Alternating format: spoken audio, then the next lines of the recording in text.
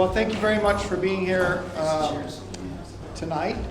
Thank you really for what you've done over the last 2 years. And I sincerely mean that. It's not only your engagement, your participation, your showing up every month is important for our work because it can't be done without you. But I really appreciate the investment that you've made in us and the collaboration. I know that this work is difficult on a lot of different levels and its complexities and the subject matter at times, but I truly do appreciate your work over the last couple of years. Tonight, I'm looking forward to the conversation tonight so that we can move on into other areas. But again, I want to express my thankfulness for what you've done on the use of force in particular. It has been a lot of work in a lot of different ways.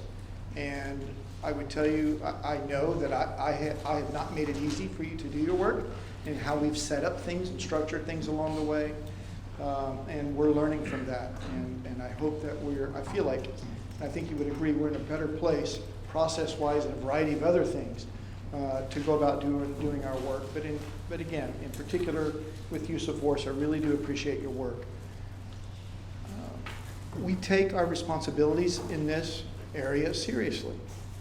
It impacts things in our community in general, and families and people specifically in a lot of different ways. And I know that it might feel like we don't always recognize that, but we do. I would tell you that this draft policy is better for the work that you've done over the last couple of years, or last year. And we didn't always see it the way it is today. Your work stretched us. Your work made us pause, engage with each other, to think, to hear if this is what the community is thinking, why? Why does this matter in this particular way? So it is much better than it was when it started because of that. And I thank you for it on a lot of different levels, but sincerely do appreciate the investment that you've made.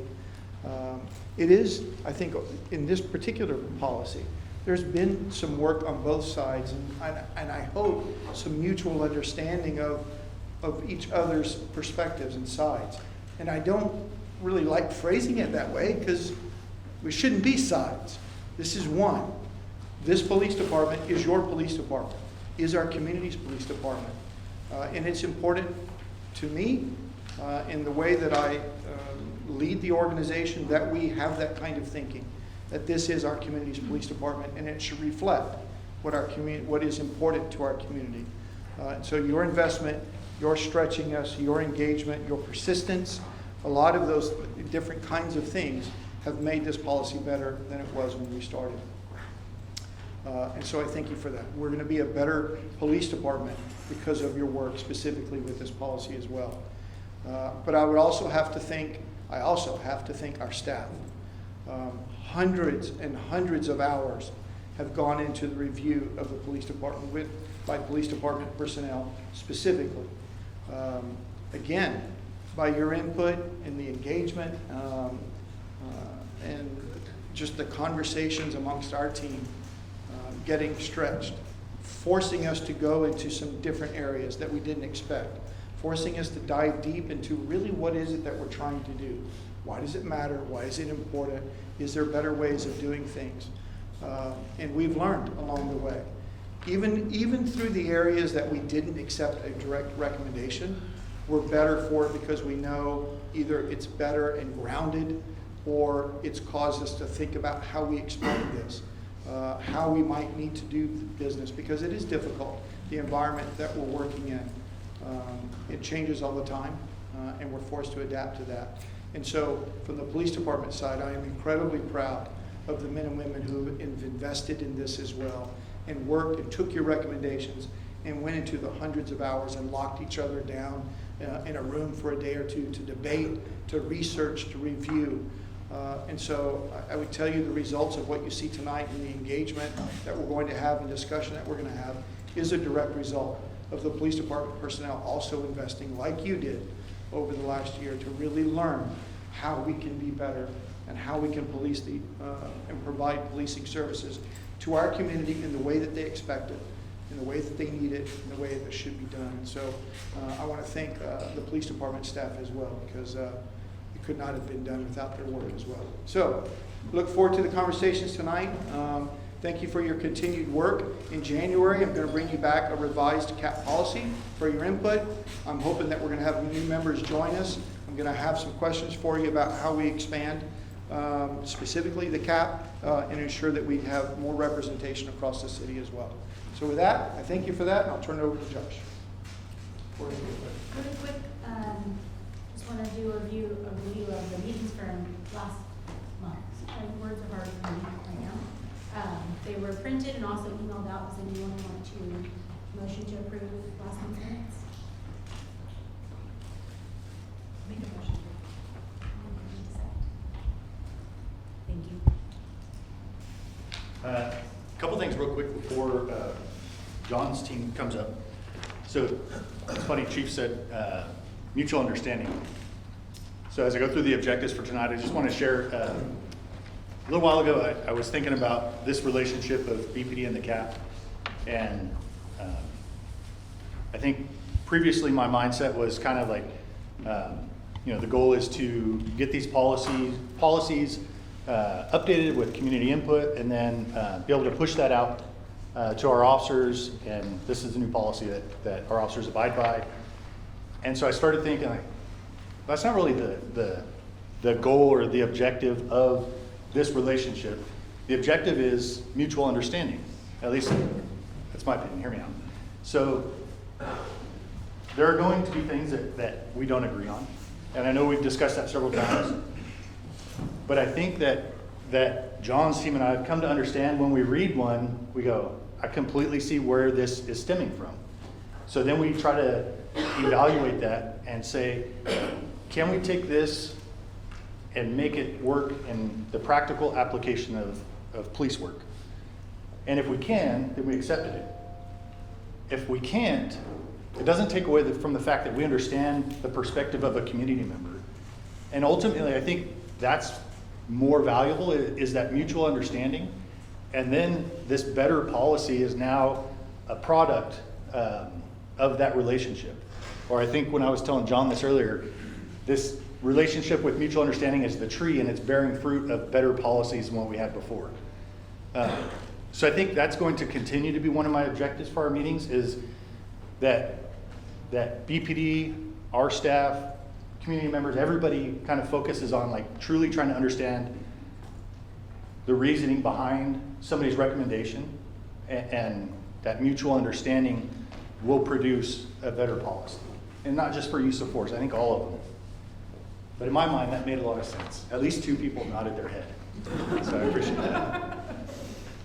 So another objective is we would like to close out use of force based on CAP review. So what that means is that is not, use of force is done. I know we've talked about there are other stages that this policy has to go through. It has to go to public review, or the broader public. It has to go to town hall. I know we talked about trying to get some help in that, and running the town hall meeting, how to advertise the town hall meeting. And then after that, we'll review all the recommendations submitted by community members, or the bigger community members. And then it still has to go back through Jensen Hughes, our monitoring firm, and Cal DOJ. So by ending or closing the door on use of force, however you want to phrase that, it's just this CAP review that will transition to the next phase of the policy review. And then lastly, the third objective would be to complete that transition from CAP review to community input. And I guess I kind of bled over on the previous one. Having you all as CAP members help us tell that story to the community about this process that we've all been through for the last year, as well as organizing and helping us get the word out. Back to that conduit to the community. So with that, the way we kind of structured this, and I think I sent it out as the flow for this meeting in that email. John's team would like to discuss 5 recommendations that they accepted and 5 that they did not accept, and be able to show you the policy that was initially sent to you, the recommendation, the response, and then what the policy looks like now, and be able to offer a little bit of explanation to that. So with that, I gave you all a printout of this, and I intentionally did the notes just in case somebody didn't have paper to write on. But I would also like to let John's team get through this, and if there's something that you would like to discuss, jot it down on there, and we can come back. And the reason for that is, not only are these all important, but we would like to get through them to be able to let you all raise the ones that you want to discuss or want clarification on. I know that I think last meeting, or maybe it was one before, the majority of the CAF expressed an opinion of focusing on the ones that were not accepted to see what was not accepted. And I think that's important, but I think it's equally important to focus on what was accepted, what has edited or fixed or made better our use of force policy that our officers will be held accountable to, and then you'll have this lasting effect on policing in Bakersfield. So I think there's value in discussing them for that reason, but also as CAP members, one thing that we do expect from you is that you will go back to the community and help describe what has happened in this process, in this relationship. That we've made some great changes. There's things that we recommended or I recommended that they didn't accept, but there are these other things that were accepted, and share that story to the community. And if we only focus on the not accepted, it makes it a little bit less of a complete story, right? So with that, oh, sorry, one last thing. So Karina's team called everybody, I almost forgot, called everybody, and we tried to style the 10 that John is going to talk about after some of the input that we got from the CAP members. I think the two that come to mind is de-escalation and force levels. And I think force levels was Dave's, and he's not here. Then we met with Bob and the rest of our community members to go through the presentation and ask for their input. Hey, this is what we're planning on doing. What do you guys think? Had some great input that definitely changed what we did. So Bob, hopefully you see some changes based off of that. Anything I'm forgetting, John? No. All right. You guys ready? So we're going to go. So these are not the same slide. So they're two presentations, but they correlate. So we wanted to split it up so that we have less words per slide and bigger font so everybody can read. But John will probably describe that. So, welcome back, everybody. I know that I've spoken to most of you guys before, but if you don't know who I am or remember, my name is Sergeant Bishop. I am a supervisor in our training division. I've also been a member of the Use of Force project team since its inception, since we began under stipulated judgment. So I've worked through this policy for a long time now. And basically, I don't want to give you guys another presentation because I know you guys are presentation to death by now. But what I would like to do is get through these, and like Lieutenant said, if you guys have questions or something, jot them down. And then the majority of what I hope tonight results in is just a conversation. That we can talk and we can discuss some of your guys' concerns from our responses, and maybe we can help to clarify some things. So what we will do, though, is we'll go through 5 accepted recommendations that we reviewed, we accepted, and added into our policy, and then 5 not accepted, which will give the explanations on why we didn't accept these changes to the policy. Go ahead. So the flow of this, the beginning of each of these slides, you're going to see what the original policy looked like here on this screen, and then what your recommendation was, and then in the following 2 slides will be our response to your recommendation, and then whatever changes were made to the policy. So each recommendation or each topic basically has 4 slides that we'll look at. So the original policy, what the recommendation was, our response, and then how the policy has changed. Like Lieutenant said, some of the most important ones that seemed like to you guys were things like de-escalation, proportionality, and force levels. So those are the majority of the topics that we chose here. So in this first recommendation, we didn't have anything for that policy that was recommended, but you wanted to make sure that we were complying with the stipulated judgment in all the areas of the policy. It's kind of a generic recommendation, but we took that as, okay, we need to make sure that we go through the stipulated judgment line by line do word searches, every little bit that we can to make sure that everything from the stipulated judgment is in the policy. Next. So by doing that, what we found is that we actually missed something, and you guys helped us to find it. So there is language in the stipulated judgment on switching staff as a form of de-escalation. Basically, what that means is it's a fancy word for just changing out who's going to be talking, right? If I'm talking with someone and they don't like my face for whatever reason, and I can bring somebody else in that's going to communicate with them better, that's just a form of switching staff. So we added into the policy, de-escalation tactics and techniques include but are not limited to shifting communication responsibilities, which is basically just another way of saying switching staff. Whenever we made any change to the policy itself, any additions were put in green color font. Anything that was removed was placed in red with a strike through. And that was all based off of your guys' recommendations. If you want us to take something out and we agree to it, that's what it looks like. If you want us to add something such as this is what it looks like when it's added into the policy itself. If there was anything that we found that was an error or something that just flowed better and then we decided to make the change on it, that was put in a purple font. That way there was a clear delineation on something that you guys told us to do and something that we decided. Next. So the next one goes over intermediate force. The original policy is lying here. What it talked about an intermediate force and when it can be used. The recommendation was to insert believes and has specific articulable facts to read or reasons to believe. Next.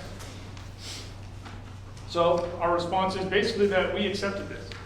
So this was a good recommendation. We liked the language. It helped us to articulate better in the policy what this is going to be. So now it says it was updated to, and again, everything in green was something that was added by a CAP response or a CAP recommendation. The officer has specific articulable facts to believe the suspect is armed with a weapon based on the suspect's actions, mannerisms, behaviors, recent involvement in a crime involving weapons, statements, or the officer believes the suspect poses an imminent threat to the officer or others. So again, anything in green was added based off your guys' recommendations. Anything in purple was something that we identified for more clarity and that we added. Next. Another intermediate force section. This one talked about when the officer might be outnumbered, right? You guys didn't like the way that it sounded, so you said, we disagree that this situation would justify the use of level 3 force. Next. So our response basically said that the wording didn't really sound good, and it wasn't the way that it should have been articulated. So we updated the recommendation, or the policy language to the officer is outnumbered and confronted by a group of individuals or disorderly crowd that is acting violently, creating an imminent threat to the safety of the officer or others. So hopefully by accepting that, that helped to make more clear language for our officers to understand when it may be acceptable to use intermediate level force when dealing with a crowd situation. Next. This is one that had to do with the use of force to seize evidence, right? In the original policy, this is how it's lined out for officers on when they could use force in order to collect evidence or when it's prohibited. So what the recommendation was to include specific factors or limitations on when that can be done. Next. So we provided a response. Basically, the response was, it is a prohibition to use force to prevent the destruction or the swallowing of evidence for the most part. But that the force would, if force was used, it has to be consistent with Graham versus Connor and with proportionality. So the edited policy removed this language here, that officers are prohibited from using force solely to prevent a person from swallowing evidence or contraband. And it was updated to the officer may use objectively reasonable force to lawfully seize and avoid the destruction of evidence, taking into account the severity of the subject's crime, whether the subject poses an immediate threat to the safety of the officers or others, and whether the suspect was actively resisting or attempting to flee. Officers are prohibited from using force solely to prevent a person from destruction of evidence, is what it should say. I think I cut off. Next. Okay, the next one that was accepted was on proportionality, right? 300.4, the whole section just covers proportionality. So the recommendation was that you didn't like the wording, specifically the proportionality principle on, here it is. When an officer faces a threat to the officer's safety, force should not be substantially disproportionate to the threat of physical harm. Here it is. The proportionality principle demands that any other goals of law enforcement be adjusted. Achieving them would impose undue harm because our last goal is carrying out the duties with respect for human rights. Next. So this is our response, and we edited the entire proportionality policy to align not with just that recommendation, but there were several that had to do with proportionality. So really it was just to get towards the heart of that recommendation, and the entire thing was rewritten in green to comply with that recommendation and several others. Next. All right. So again, like Lieutenant said, we know that you guys originally, or I mean some of you, didn't really care so much about the accepted and really wanted to know about the not accepted ones and why. I understand that there is more emotion tied to not accepted recommendations, but the real value of what everyone participated in this community advisory panel to do was to make the positive change. And I think that that was really shown in a lot of the things that we accepted into the policy, which if you looked at the percentages from the chief's last presentation, there's a lot that got accepted into our policy and the changes that got made. But going into some of the not accepted recommendations. So, when officers are called upon to, this was the original policy again, and then the recommendation was to delete this bolded language. When officers are called upon to detain or arrest a suspect who is actively resisting, may attempt to flee or poses a danger to others, they shall consider tactics and techniques that may persuade the suspect to comply voluntarily, or may mitigate the need to use higher levels of force to resolve the situation safely. Instead, add language such as officers shall use de-escalation techniques, crisis intervention tactics, and other alternatives to force whenever feasible and before applying deadly force. Such tactics may, next. So this was actually asking for a quote from the government code. And so all it was the government quote language was misquoted a little bit in the recommendation. And so there was no change because we just quoted the government code directly from the government code and just made sure that it was consistent with that. Next. This one was in definitions. So the original policy had the definition of force, and this was the definition of force. The recommendation was to delete language such as this language. It is not a use of force when a person allows him or herself to be searched, escorted, or handcuffed. Next. So in response, what was done, again, in combination, because a lot of these recommendations, they overlap with one another. So what was done is the definition of force was removed from the policy. That was a decision we made. You can see it's in purple. We decided it's kind of redundant. It doesn't really make sense to have definitions of force, controlling force, all these different things. So the definition of the word force was removed, and the definition of controlling force was updated. But the language that was recommended to be removed still needed to remain in the policy, because if a person allows himself to be searched, to be escorted, or to be handcuffed without any resistance, then technically the officer's not using force. And having that being reported as a use of force would skew data drastically, because every time you put handcuffs on somebody, it would be reporting that as a use of force, which just isn't the case. Next. De-escalation tactics and techniques. The original policy says that verifying information provided by dispatch, and the recommendation was that this does not appear to be a de-escalation tactic and should be required elsewhere. Next. So our response is basically just that verifying information is part of the entirety of de-escalation. Gathering information before you respond to a call, making sure you have as much information as possible so that when you initially make contact, you can communicate clearly, is all part of the de-escalation model, and so that was not accepted.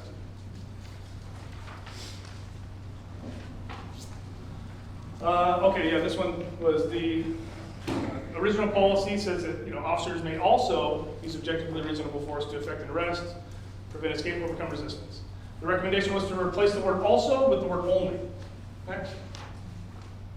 The problem with that is it was a conditional statement on the previous sentence. So the policy, it has some edits from other recommendations, but the policy as a whole said that the Bakersfield Police Department officers only use minimal force necessary to protect themselves from others from what they reasonably believe is an imminent threat to the officer or another person while in the performance of their duty.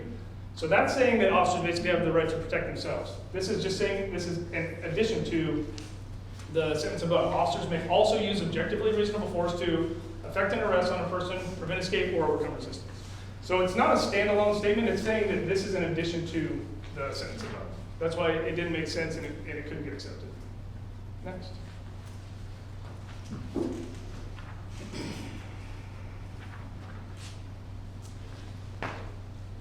I think this is the last one. The recommendation was to delete when feasible. Feasibility is addressed in 300.3. The duty to de-escalate shouldn't be diminished here. Next. So our response was basically that we can't remove the word feasible because we work in dynamic, ever-changing, real-world situations, right? Nothing is black and white in what we do in this line of work, and I'm sure that you guys are aware of the restrictions that already get put onto officers and adhering to these policies that we're making, but removing when feasible makes it impossible for officers to do certain things, and then it would create a lot of officer safety issues. So our response was that we can't remove the word feasible, but there was some rewriting of this section of the policy that was referenced to an officer has an affirmative duty to de-escalate the use of force at all stages of an interaction with the subject when feasible. I think that's it, right? Okay, so again, that was just a very brief, high-level review of how we went through the process of accepting some of these recommendations and not accepting some. And again, like Chief said, it required a lot of work. My team spent, it was supposed to be 2 weeks, it ended up being 4, that they were pulled from their primary assignments. They were not even training and doing other things. We had to pull people off the streets so that they could take those jobs, and we worked on this full time to make sure that every recommendation was thoroughly reviewed, that we did the research to make sure that we could give appropriate responses, and make sure that we actually were able to accept the things that you guys wanted to recommend and change into the policy. Lieutenant, he described something in a meeting the other day. We were talking about this whole idea of like a tree growing together. And if you guys have ever seen like what do they call them, like a grafted tree that comes together. So we were talking about this, and he'd already made the hands shaken symbol, but really this whole process has been kind of like a grafted tree, right? You have BPD and you have the CAT members, and originally were these two different things, but really we've over this time grown together, and we're not producing BPD fruit, we're not producing CAT fruit, it's really all a fruit that we're producing and changing together. So it's kind of a cool visual representation, I thought, of what this whole process is and what it's been, not just for you guys, but for us as well. Our team and our whole department has grown a lot just by going over all these recommendations and doing the research and learning things. I mean, we are by far better today than we were a year ago when we first started this process because of all the work that we've had to do for this, that you guys have helped us to do. So I just wanted to thank you guys all for that because we've really gotten a lot out of it. But that's it for this presentation. The rest of the time, we'd like to just talk with you guys and hopefully answer some of your questions. So we would like to make sure that everybody gets a chance to voice the concerns or questions that they have or things that they want to talk about. So Adia and I will try to kind of moderate that and make sure everybody's getting a chance, and we're not staying on one subject, I don't want to say too long, but longer than necessary, that we can kind of give everybody an opportunity. So I think probably the only fair way would be like raise your hand and then we'll go through, unless everybody has something and you want to just go down the line. I think probably the raising the hand would be easier. I think that's it. Yeah, so I saw a couple of people raise their hand up real quick. Just quickly, the shifting of communication responsibilities, can you paint a better picture of how that would play out? Yeah, I mean, anytime that an officer is having to do some negotiations with someone, and maybe they're not getting through to the person. For example, the other day we had a car stop. This car ran from us, so it was a really quick, brief pursuit, and then the person came to a stop, and they wouldn't get out of the car. So we're doing everything that we could to try and negotiate with the person, trying to get them to comply voluntarily, and it wasn't working. So the initial officers, they were given the commands and everything, and through the course of this, eventually I was able to get this guy on FaceTime. And I'm FaceTiming with the guy and talking to him and telling him like, hey, this is a real minor deal, don't make it a bigger deal than it needs to be, and eventually got him to come out of the car voluntarily. So that was, I mean, just a little example of where like the officers were initially in contact, they were the ones negotiating with the guy, and it wasn't working, so somebody else came in and was able to actually make a difference with it. And that could go the other way too. I could be talking with someone and trying to get their compliance with something, and they just aren't listening. They don't like me, they're not listening, and they don't want to, it's not working. So if I recognize that it's not working, I might say, Matt, come try and talk to this guy for a little bit. I'm gonna go do some research or something. And then I leave, he comes in, and now he got a new face, a new demeanor, and maybe that person connects with them. They have some history, and they can actually, find some common ground and then get some compliance. That's just an example of switching staff. But is that at the discretion of those initial officers that have the initial contact? Well, it's at the discretion of the person, really, of the person that they're in contact with. If the officers are not getting the compliance, then it's because they're not getting the response from the subject to comply. So the officers should be able to recognize that, and that's what we go through in our training, is that the officers should be able to recognize when they're not getting compliance and then start thinking about other de-escalation tactics and techniques that could work to get that voluntary compliance. And that's just one of the factors that it could be. Keith, I don't know if it's what you were referencing, but there are times too where like you may have a partner that's trying to get somebody to come out of a house or out of a car, and you recognize maybe they're getting a little too emotional or upset, and you come in and tap them out and be like, hey, you're needed back there, and somebody goes in, or also the supervisor who's overseeing this operation may say, John, go take this guy's position, like he's getting too upset or whatever. So I guess to answer the question, like any one of those points, somebody can intervene and switch it. That's one of the many tools that your officers have to use de-escalate. Correct. And it's a good reminder, like the officer might be getting amped up, right? The officer might be getting frustrated, and maybe they're starting to throw some profanities out there, and so somebody else can come in like, hey, I got this, why don't you go take a break and go, assign them to do something else, and now I can come in with a clear head and less emotion and try and get the ball rolling. That's my concern, is, Yeah. it gets heated between the two or three initial people, and at some point, if they can, tag out and let somebody else come in and approach it differently, maybe, they can have a different outcome. Yeah, and the officers need to recognize that in themselves too, recognize when they're getting too emotionally involved and they're getting amped up, and then say, maybe, hey, will you talk to this guy, I'm getting out of my league here. So did you have your hand up also? Yeah, I think just 2 points, and then I think there's a big improvement from the original policy that we got, so I appreciate it. I think I would like to afterwards discuss like a better process, so it's just having to kind of rethink of all the things that I've submitted and compare. I printed as what I could, but I think some of the main issues for me, just reading the policy complete, I'm not gonna go back to sentences or sections, but specifically, I think some section it still conflates like deadly force versus like using deadly force is required with necessary, only when necessary, and it conflates it with just kind of using force and the lesser level of force with reasonable.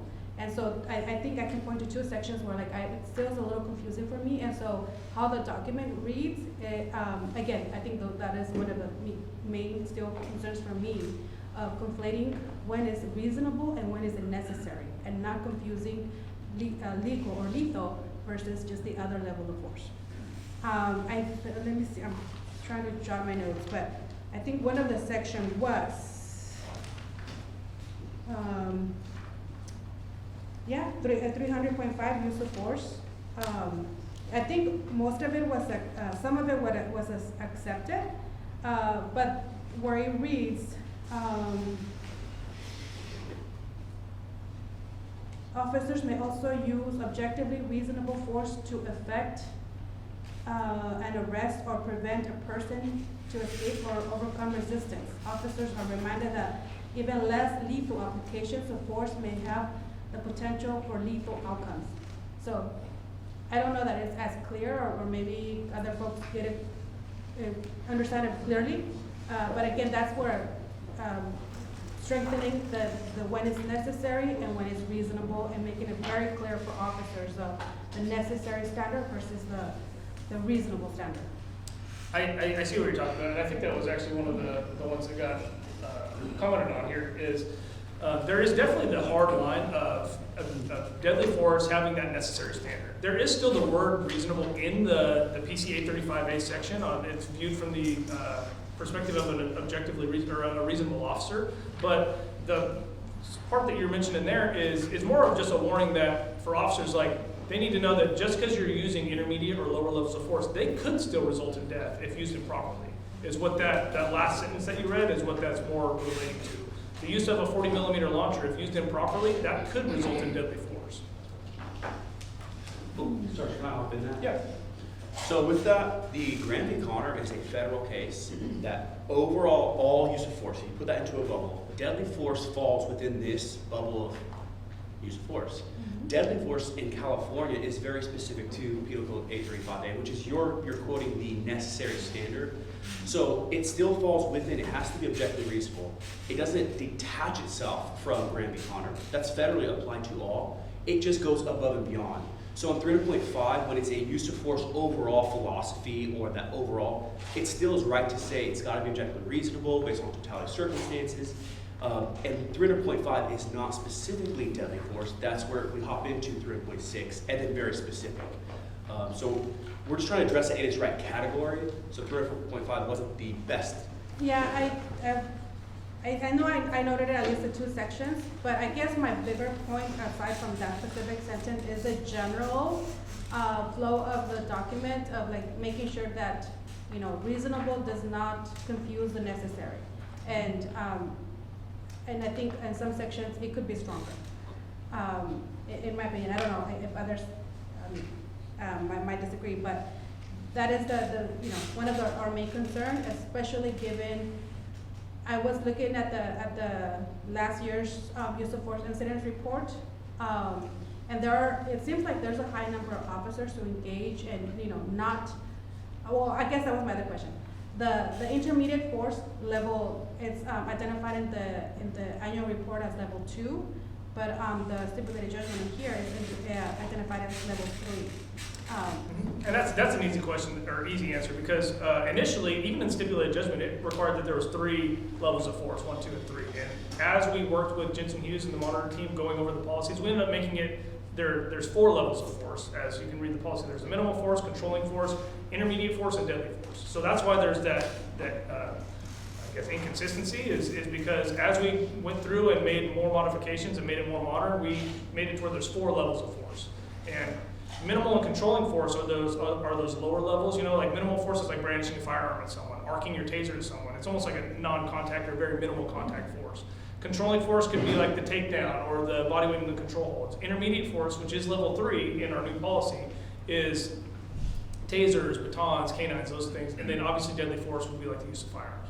But in the previous report, like our current policy is still our current policy. This isn't live yet. And that's part of the reason why the chief and all of us have been trying to push and get this continued so that we can get this out to officers and start the training and get this made live. Because right now, the current policy is there's only 3 levels. We need this policy to get live so that we can have that 4th level of force added and hold officers to that standard.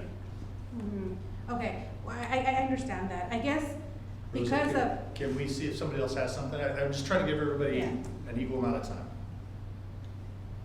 I've got just a few questions. It's reference number 0080. I don't know if you want to pull that up, but it talks about reasonable cause versus probable cause. Can you describe the difference between the two and the burden of proof associated with each, and then how come one is used instead of the other? So reasonable cause is cited in the penal code, and that's why it's still mentioned there. Probable cause is the standard that's used for an arrest for an officer. So they have to establish probable cause in order to make an arrest, which is I forget the percent. I think it's 51%.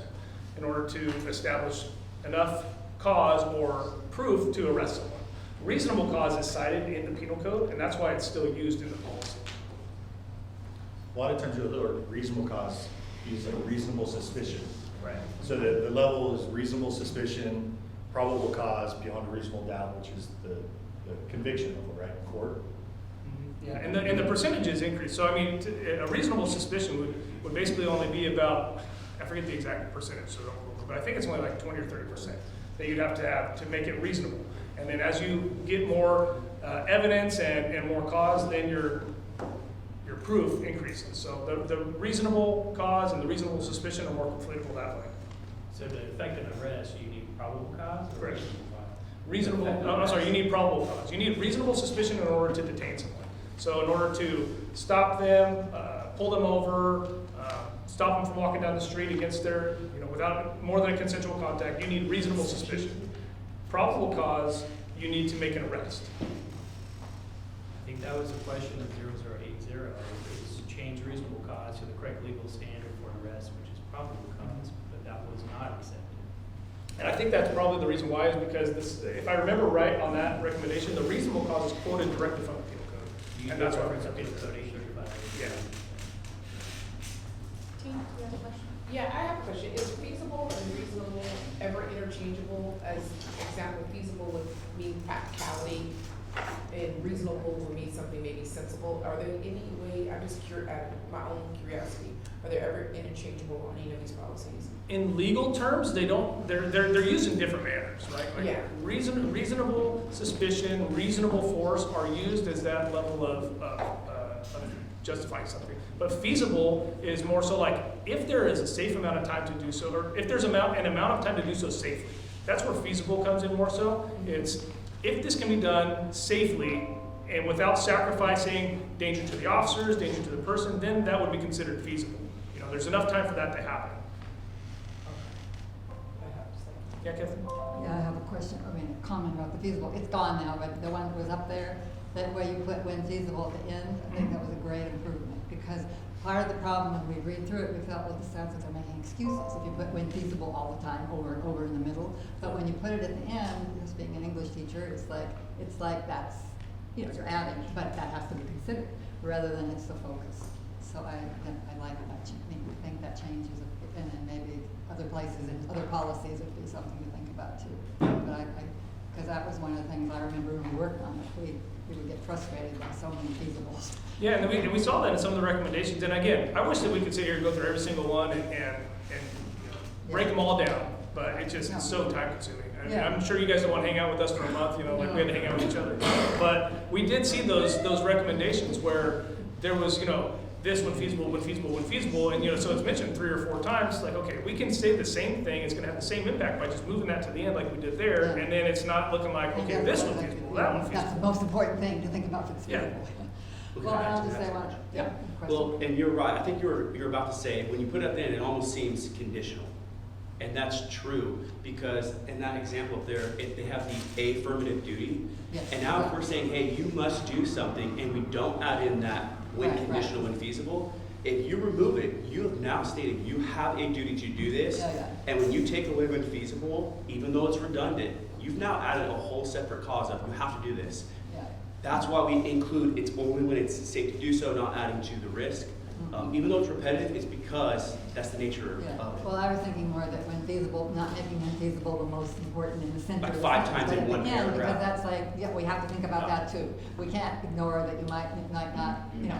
Yeah, we tried to minimize the 5 in one paragraph to where, hey, this applies to the whole statement. It's conditional upon this, so it's not super repetitive, yet it holds the same value of when feasible. Well, I'll just say one more thing about, just in general, I mean, I read through every one of your recommendations and to see, you know, not in point, but, yeah, and I mean, I do appreciate that you did, I could tell you guys thought a lot about it. I think what's frustrating, what Rosa said earlier is, I mean, we can't talk about this now, but the process was very painful. And for us too, because it was so disconnected, and even though Josh said it felt like a tree, it doesn't feel living, because we weren't talking to you and I just hope we can keep going on. It's gotta be more live, or it's not, it's very, you know, it doesn't feel like we're really working with you. And even though this is a point where we're moving forward and we're seeing the next steps in this process, this doesn't mean that this is the end of our working together as a department and a community advisory panel. Like, this is intended for us to consistently take things to you. If we make an update to the policy, we want your guys' input on it. You know, and we want to make sure that this is a continued relationship so that we continue to have that fruit of just, this isn't just BPD's way, this isn't just the CAP's way, it's a way for us to work together and put out something that's going to be beneficial for everybody. Yeah, so, I have a little word of advice. When, something in your policy that we're reviewing is mandated by the penal code, state law that you cannot change, up front, let us know so we know not to mess with that. Because I do believe it would help the process, for us to know what part of that is that. Because we know penal code, we cannot change the wording in penal code. That's just law. It's not going to change. Or any state law. I know officers have their rights under Hobart.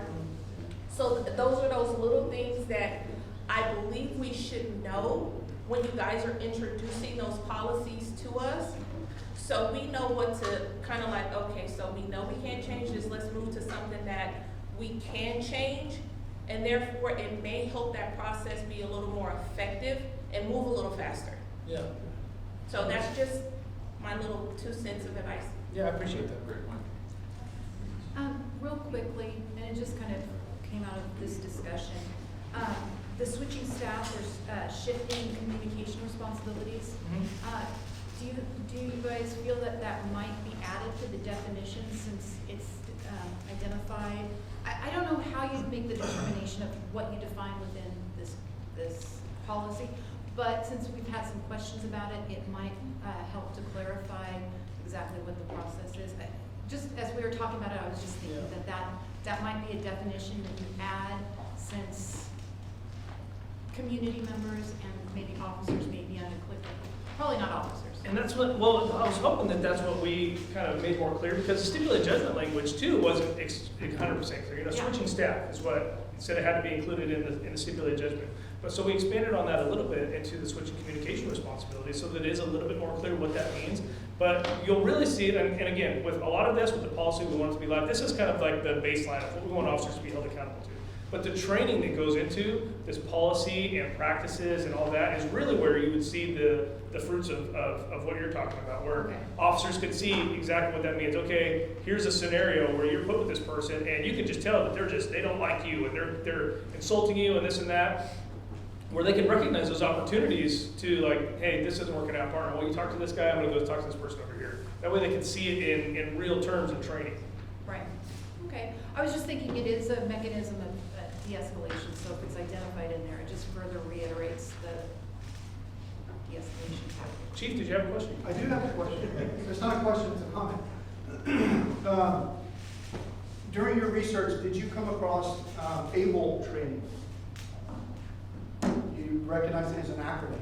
Right? It's about bystander training, intervention, where officers are intervening. So it's a national curriculum that's come out of the Department of Justice, started in New Orleans. It was called something, I forget what it was originally called, but it is now, some of the detail guys, if you know, it's like active bystander. Active bystandership in law enforcement. Yeah, so, but it's specifically to that stepping in and intervening when you see things are not going well as an observer, as an officer, that you have the training, you have the responsibility to step in and intervene in your partner and take control of the situation. We're gonna be bringing that here. I've asked for a timeline just now, so maybe I'll have it before the end of the meeting, but I heard a couple of questions about that kind of switching, intervening, that, we're bringing that here. So officers will be trained specifically on that as well. Just wanted to throw that out. And historically, that's something you would see from like a supervisor level, right? But this is where we want all officers from every rank to be able to step in and recognize those patterns and recognize when something's not working and offer those different options of switching staff, de-escalating with the situation with the officers too. I mean, it's just something that we can all get better at from the top down.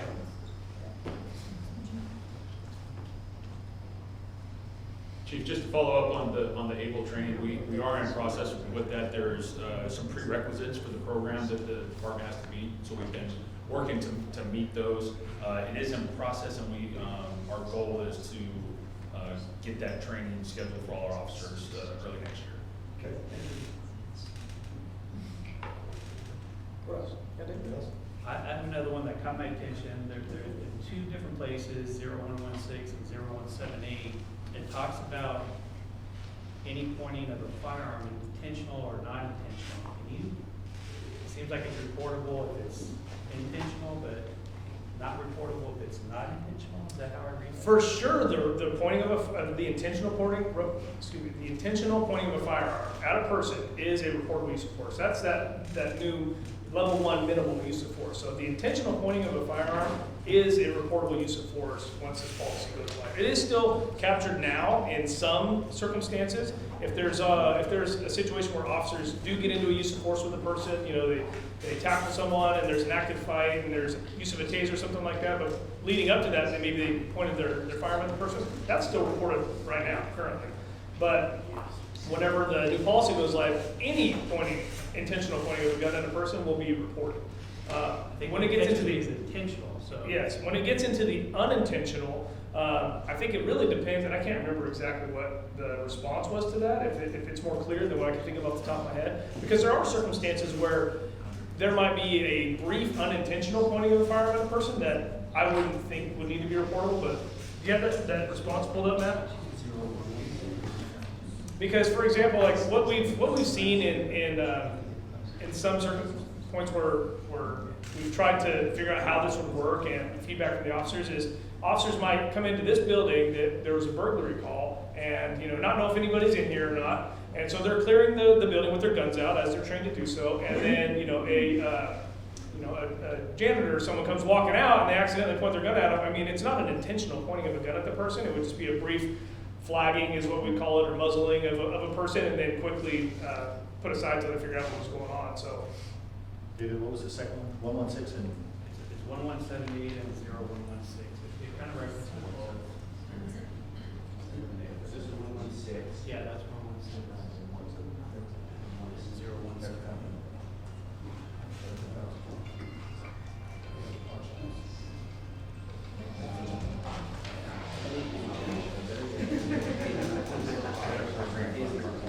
What was the response?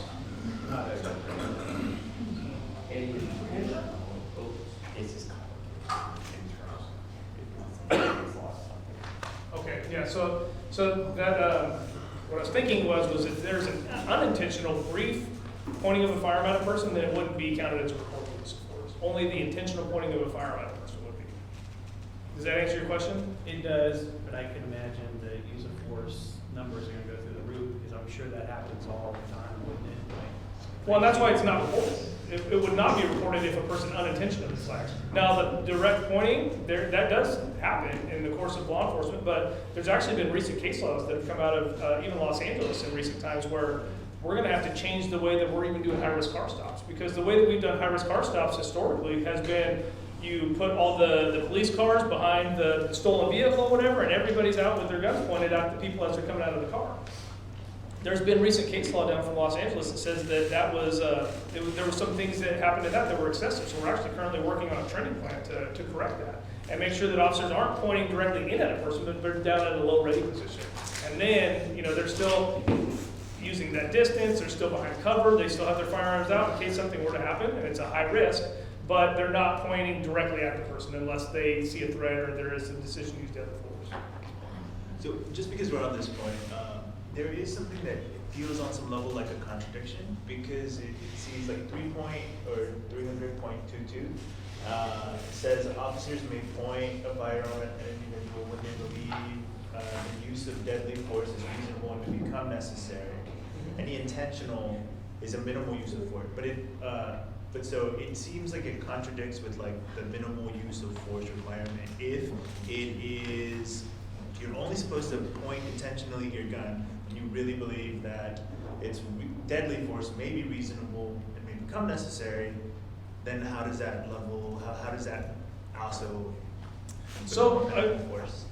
I mean, it's just a brandishing or a pointing of a weapon to report it as level 1. Now, things could change quickly and it could become deadly force, and now it's a requirement for level 4 or deadly force being necessary and whatnot. Like, circumstances can change that quickly, but with it being a pointing, it just says that officers should only be pointing at a person if it's reasonable and they believe that deadly force may become necessary. So, I mean, it's hard to give exact examples of what the circumstances may be, but But you see how that could be contradictory to that it being like a minimal force. What was the other section? Sure, I can give you The that. 300.22 section was where you outlined the levels of force. So you can think of it in a situation whereas if John is standing here and he's armed with a weapon and he's threatening me with that weapon.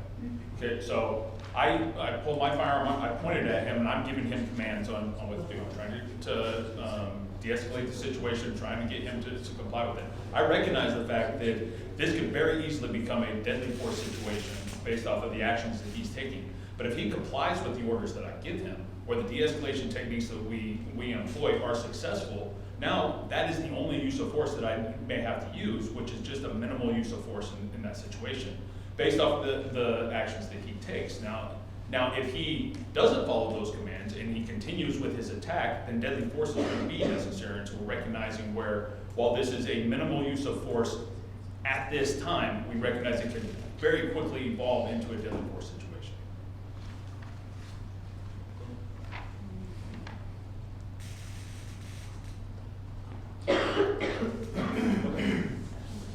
I understand it seems contradictory. Like, I understand how it could, any situation could, right, from a police officer's perspective, ultimately become that kind of stuff. But the way it's worded, it seems both like a level 1 and a level 4 at the same time. Well, but it's not a level 4 until deadly force is used. Right. So, I mean, just the brandishing or the pointing of a weapon it can be used as a de-escalation tactic, right? If I point my gun at somebody and I'm giving them commands and they see, oh, this cop's got his gun out and he's telling me to do stuff, I'm gonna do what he says because I don't wanna get shot. But you see how that doesn't feel like a level 1? That would feel more like controlling force. Because if I had, and I've had guns pointed at my face and that kind of stuff. That's all right. That doesn't feel level 1. That feels like any reasonable person having a gun pointed at their face would not be like, oh, this person's just kind of like, hey, like they're casually trying to, get me to comply. It feels like, oh, if I, When we talk about level of force, right, controlling force typically is an application of force that allows the person to only move in the direction the officer chooses based upon the controller's specific technique. If I point my firearm at you, you still have choices to make. I haven't gone hands-on, I haven't been in contact with, I haven't pulled the trigger, so the other force hasn't been exerted yet. So when we talk about controlling force and force de minimis, right, the person still has options to comply, continue their attack, to de-escalate.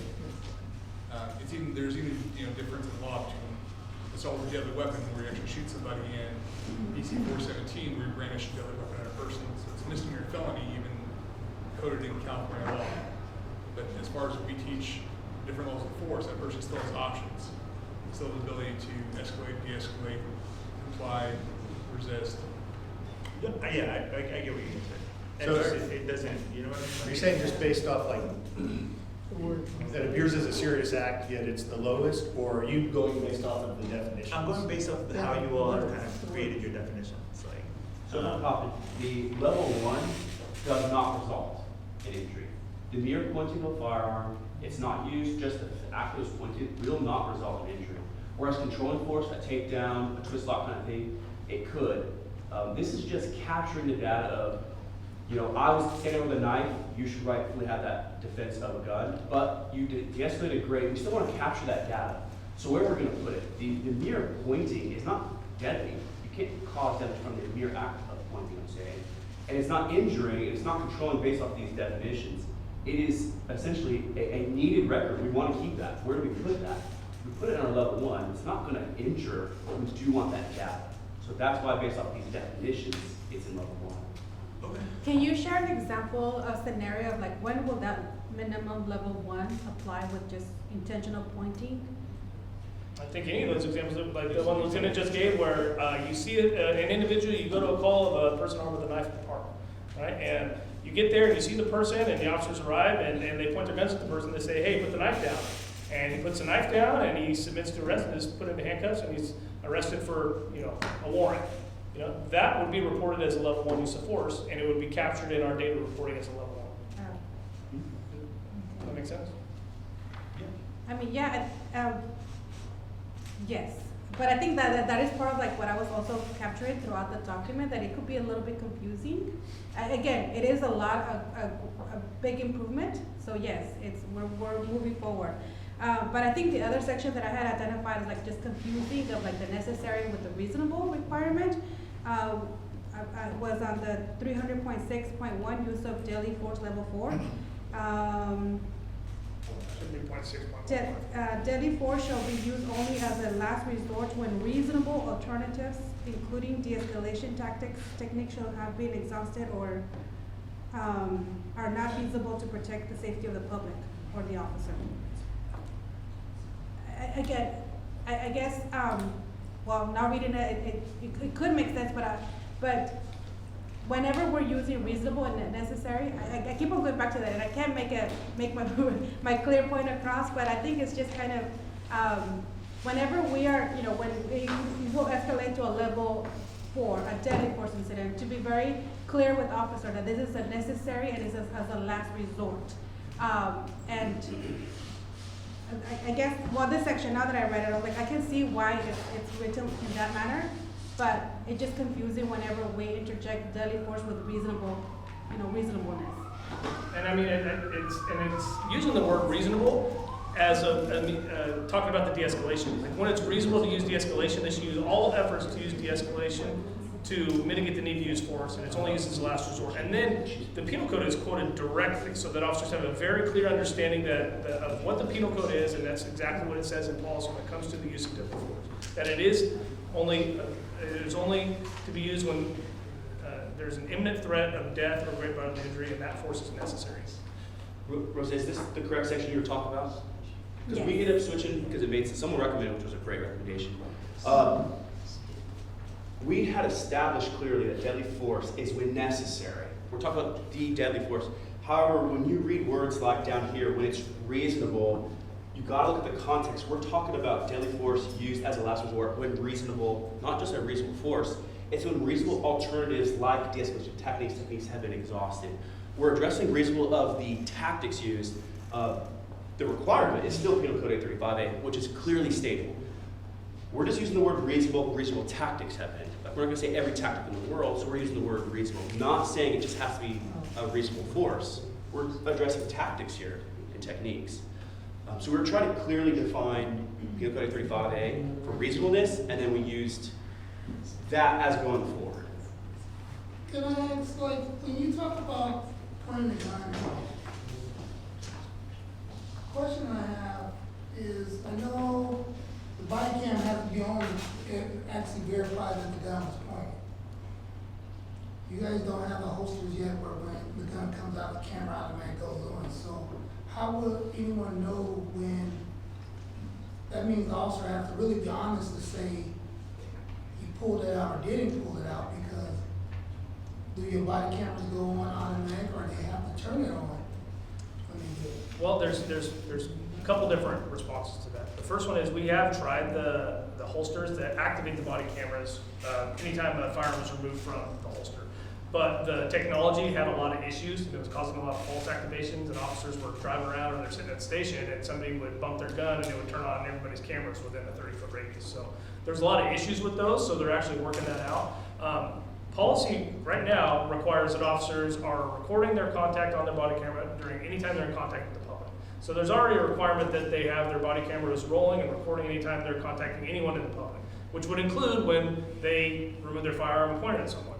So at the beginning of every contact, we call it steering wheel to steering wheel. That's what we want to see in an officer's body camera reviews. Is we want to see from the time that they're sitting in their car and their steering wheel, and you have a recording all the way until they get back in their car and you see the steering wheel again. That's kind of a philosophy that we So use. it's running 24, it's running the whole time they're on shift then? Well, the camera is on and standby throughout the entire shift. As soon as they hit record, or as soon as something activates it, such as turning their lights on to code 3 activates their cameras, activating their taser activates their cameras, and that's any officer within I believe it's a 30-foot or 30-meter radius. So those things will activate the cameras automatically.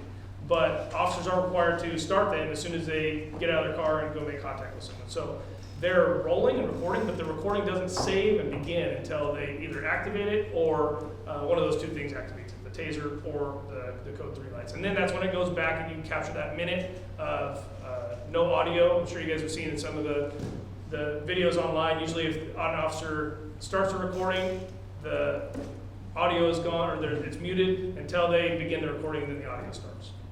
But they're required to be recording anytime they're in contact with a person. So there's policy that already establishes that. Policy 425 is the body worn camera policy, and that one's already in place, that officers have to be recording anytime they're in contact with the public. And there's body cam reviews and inspections that get done by lieutenants on a regular basis, where they're pulling samples of officers' body cameras and making sure that they're compliant, making sure that they have that they're not recording, that they're not misusing the mute function, making sure that they are doing everything they're required to do by policy for the recordings. Otherwise, they get jammed up for that. I mean, Stephanie has all the data for all of the body camera audits that get done.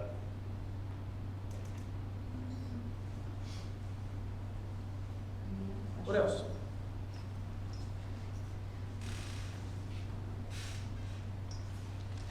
I guess just one last piece on my comment, if no one else has something else they'd like to say. Is that like, we pull up 300.22, in the same sort of vein as what I was speaking on.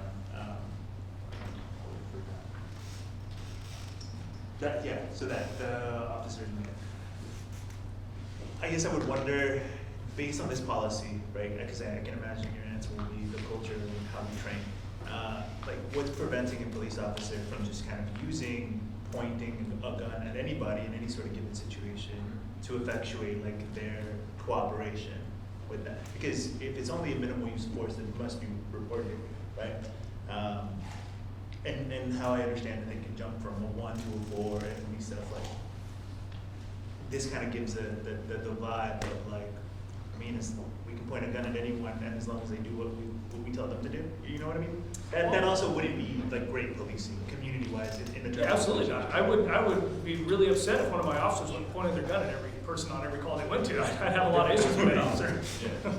So I think that's why it says here that, you know, it's one to be pointed at an individual when they believe deadly force is reasonable and may become necessary. So I mean, there's already some standards there that are expected of an officer whenever they're pointing their gun at someone. It's not just to be used anytime someone doesn't listen or anytime you're trying to gain compliance. It doesn't say you can point a gun at someone. It says only whenever it's reasonable to believe the deadly force may become necessary. And there might be a lot of factors that go into that, including, you know, the person being armed or the circumstances of the call that they're responding to. So there's a whole bunch of things that can go into that, but they definitely don't have the authority just to go point their gun at anyone they want and hope that they get compliance or hope that they listen. So I mean, I think that this definitely restricts the officer's ability on when they can point guns at people. But yeah, I'd be pretty upset if an officer was pointing their gun at people all the time for no reason. I'd have some conversations with that officer. That's not how we train. We train that it's only to be used in these certain circumstances, and it's whenever you think deadly force might become necessary. Right. Okay. Could you give me perhaps an example where someone's not necessarily holding like a weapon or like a brandishing and stuff, where you're like, oh, this might be a situation that could, like, how you would interpret? I think if an officer's responding to a call of violence, right, and maybe they're responding to a domestic violence call where a husband severely beat their wife, you know, and maybe hit her with an object, a blunt force object, and then flees the residence. And they're conducting the investigation, and they're talking to the victim, they're gathering up everything and getting medical treatment for her, and then the husband shows up. And he shows up and he's hot, he's heated, and he's aggressive, and he's not showing his hands. That might be a situation where an officer might reasonably believe that deadly force might become necessary. He's already shown that he has committed a crime of violence, he's not complying and showing his hands. That would be reasonable for an officer to point their gun at that person, I would think. And you know, it doesn't mean that they can shoot the person, not unless they present a weapon or become an imminent threat of death or great bodily injury to the officer or someone else, but they could certainly point their gun at them and hope that they get compliance that way. I've got one more about the recovery position and getting somebody from the prone position to the recovery position. Yeah. The stipulated judgment says it's very short time. What does that mean versus we recommend it immediately, then you guys put in there safely to do so? Do you have that exact one pulled up just so we can see the language? It's reference number 0126. So the recovery position is something that it can be controversial because, I mean, really, like, what is a recovery position? A recovery position is really just something where we put a person in a position where they're as able to breathe freely as possible. And I mean, it could be after use of force. You have a person detained in handcuffs, and you don't want to just leave them flat on their back or laying on their stomach or putting body weight on them after use of force is finished. So a recovery position might include putting the person up on their side, allowing their diaphragm and their chest to rise and fall freely so that they can breathe and catch their breath. You know, making sure that they're not in a position where they're going to choke on their tongue or choke on vomit or anything like that. And those should always be done in a circumstance where an officer can do it as quickly as possible when it's safe to do so. But is this the recommendation? Essentially, we hear exactly what that recommendation was, like, yes, Yeah. but your word immediately implies this second, which doesn't capture all the potential situations. Still the same part. Do you think you need a time frame in there? The stipulated judgment says very short time. I mean, at the discretion of the officer, of course, but you don't want an incident that happened, what, a couple of years ago, where Yeah.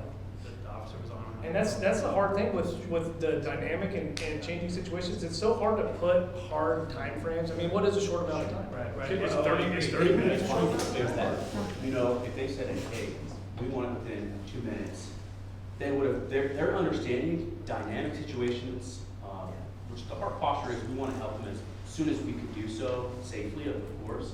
So we understood that, while still understanding they didn't go above that for a reason. Still trying to capture both sides of that.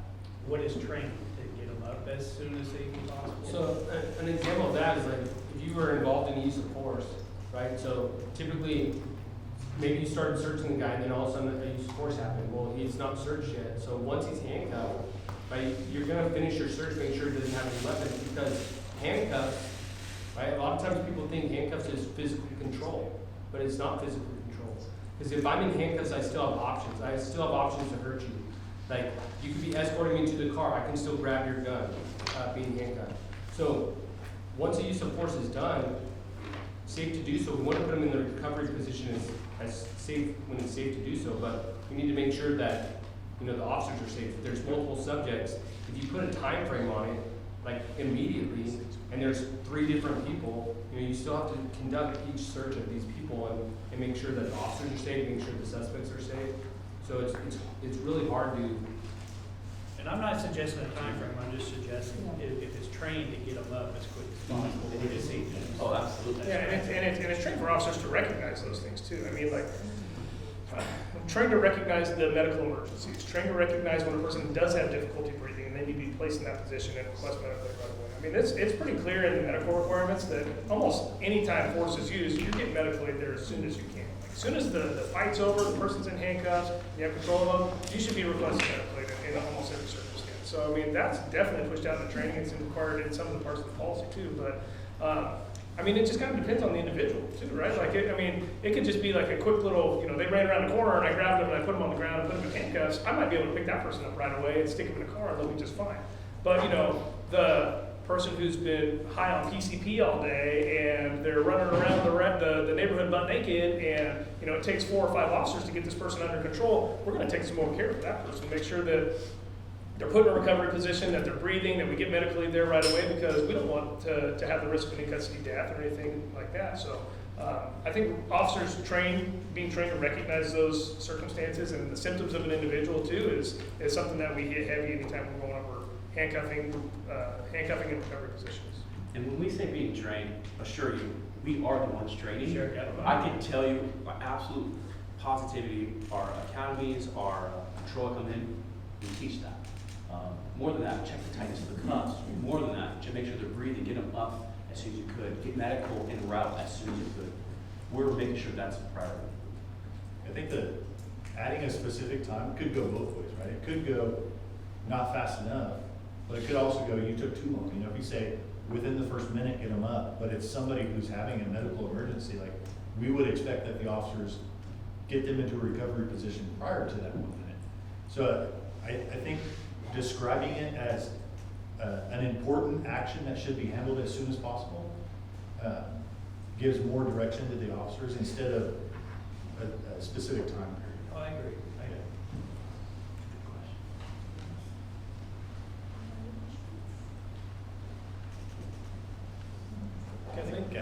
You beat him barely.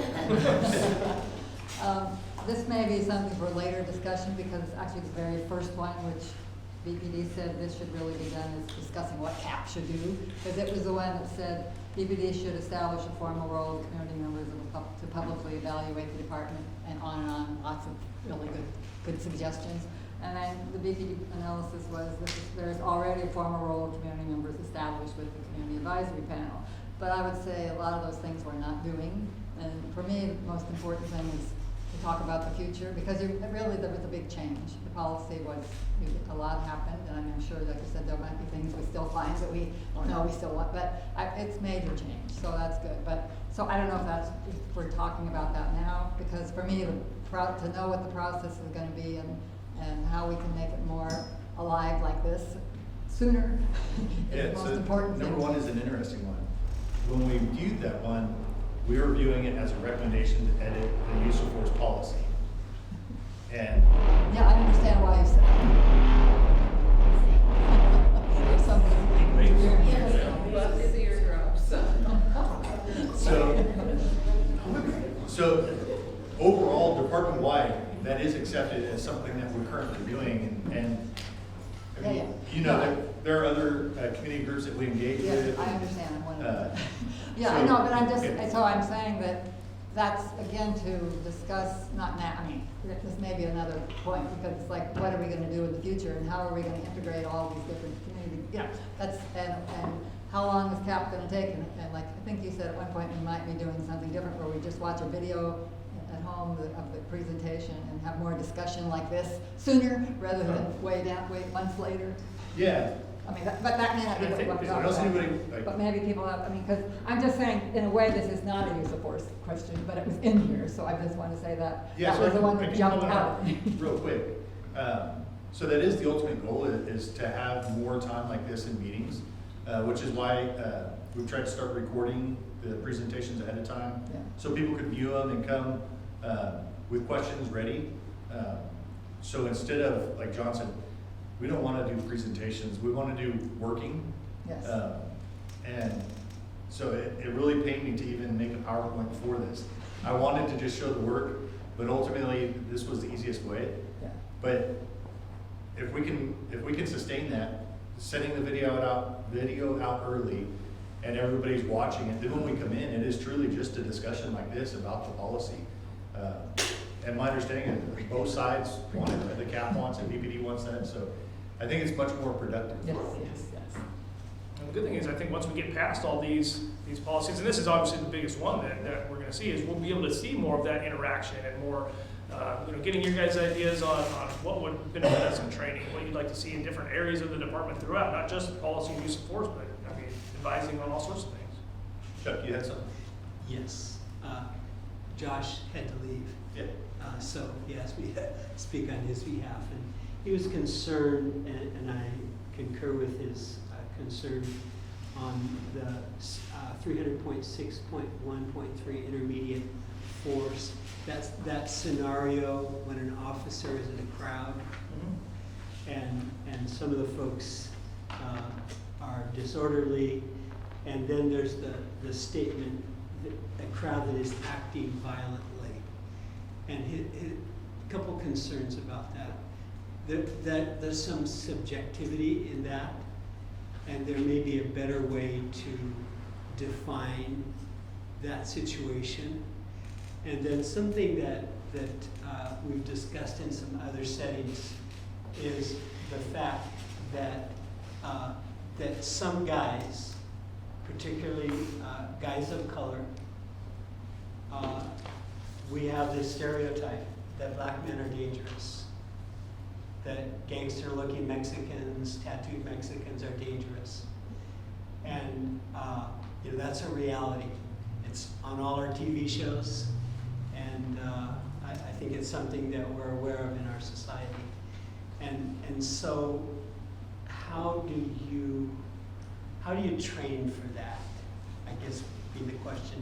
And acting violently because it is a subjective judgment by a person who's frightened, an officer who's frightened.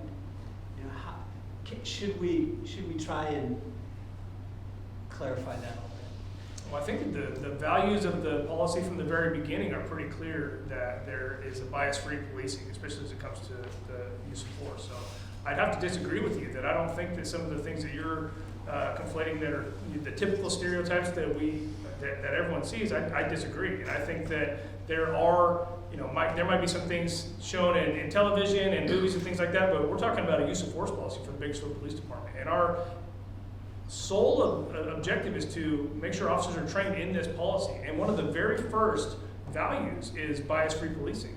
So if an officer were to show bias in their decision-making with the use of force, they wouldn't be an officer for any longer after that decision. Because if it's shown that an officer is biased in their decision on how they use force, then they can't be an officer. And there's a whole process for how that works with the disciplinary policy, with the internal affairs division, with having an officer decertified through the post process, with even criminally charging an officer. If they use bias in their decision for using force, I can guarantee you that if that's proven, that officer will not be an officer for any longer and will likely be criminally charged. So I strongly disagree with some of the things you said, but when it comes to how do we train officers and make sure that that's the case, the policy is the first part of it. Specifically for the crowd control thing and what is violence, how is a crowd acting violently? There has to be specific articulable facts that an officer has in order to show that a crowd is acting violently. So just want to add something Before you go past the policy. So on here, it's not a comma or, it's all required. So it does say or up here, because it's a group of individuals or a disorderly crowd that's actively or acting violently, creating an imminent threat to the safety of the officers or others. So it's not just the violent act, but whatever that violent act is, it has to create an imminent threat to the safety of the officers or others. So it's both of those, it's not an or. So creating the imminent danger qualifies as the conduct. Yeah, It is whatever the described- officer yeah. articulates as the violent act Right. must It be has to- something that's creating an imminent threat to So the you're safety of the saying officers. it should be an and there, you're saying, acting violently No, and? no. Is that what you're saying, we need both of them? Yeah, well, I mean, it's, I mean, I yeah, don't mean grammar, I'm just saying meaning-wise. yes, yeah. So there's no or, it's just a comma, and then providing more things that must happen, or it has to qualify for. I mean, at that specific point, I just recall recent incidents with the Bakersfield City Council meetings, where a group of, a crowd, and again, I wasn't present, but incidents escalated. There was some use of force, some folks were arrested. So I understand where we're seeing this from community members and partners. We're saying because maybe, and I don't know what is the perfect way, but I agree that when certain words are not clearly defined or clearly understood, this is what can happen. And that incident that I mentioned, I'm sure folks are aware of 2 incidents at the city council meeting where a group of crowd was engaged in sustaining that, but from the reportings, and I wasn't present, so I don't know if maybe, both sides have different stories, but the reporting that I got was that folks weren't necessarily engaged in any imminent threat, but were protesting and engaged, and then, use of force. Some were confronted with use of force. So I guess to Chuck's point of acting violently, what does that mean? Because they were chanting, that was the definition of violent act. Well, and I think that it's getting a little bit off track, because this is specifically for intermediate force. So this is injuring force, as it's talking about in this section right here. The First Amendment is a protected right that we, as the officers, want to protect. So chanting is not against the law. Peaceful protesting and the right to assembly are constitutionally protected rights. So we want to make sure that we protect for all the citizens. But using intermediate levels of force has to be shown that the person is a violent, or there is a potential for violence, and it's the higher level, higher force. This isn't just to effect an arrest, right? So if there is a protest happening and there is probable cause to a person in that crowd is to be arrested, and all they're doing is chanting, you might have probable cause to arrest them for something. You can go up and arrest them, and this isn't saying that you can use intermediate force on it. There's only the ability to use intermediate force if there is some type of violence shown to the officer. Should people feel that they did get intermediate? I would have also that, so this is just an example when an officer is encountering a violent crowd. That doesn't take away from, I wasn't there either, so I don't know the specific details, but if it was somebody who was told to leave and they didn't, the officer still has to make that arrest, and if the person resists, that's completely separate from this example. If that makes So sense. my question was for both of you guys, the ambiguity of violence you don't like, what would you replace it with? What do you suggest we put instead of violence?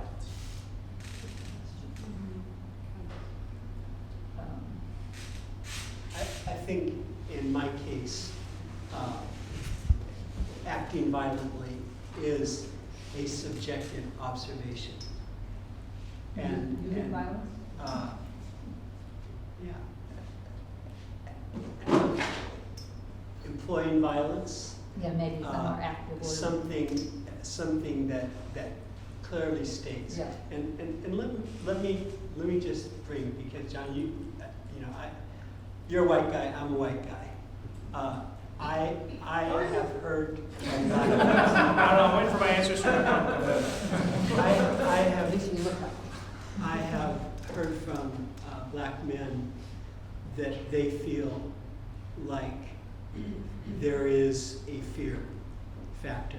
So that's why I brought that up. I didn't, obviously, I don't scare anybody, but my wife often tells me. But I don't think that you can so lightly declare that BPD or any part of our society is free of racism. Racism is a major issue in our society today, and it's actually becoming bolder.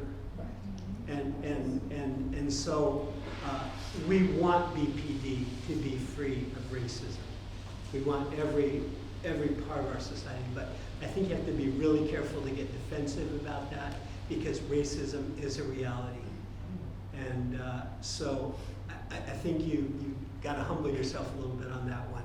And I know you're working at dealing with it and confronting it, but it's there, and to deny it is not the privilege of white people. So that's it. It's an interesting point of view, Chuck, and I mean, I think that in some aspects we can agree to disagree, but and I think that there's no denying that there is racism in society. That is not what I'm saying whatsoever. I'm not even saying that there is potentially not racism in BPD. I don't know. Yeah, there is, yeah.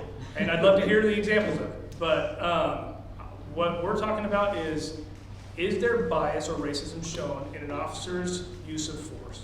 And if there is, and that's shown, then that officer will not be an officer anymore.